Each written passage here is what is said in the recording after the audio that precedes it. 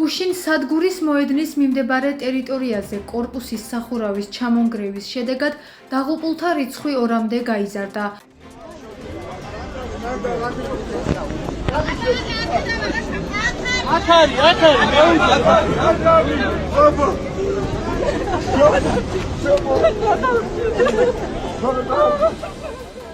გრევის მომენტი სათვალთვალო კამერებმა დააფიქსირა.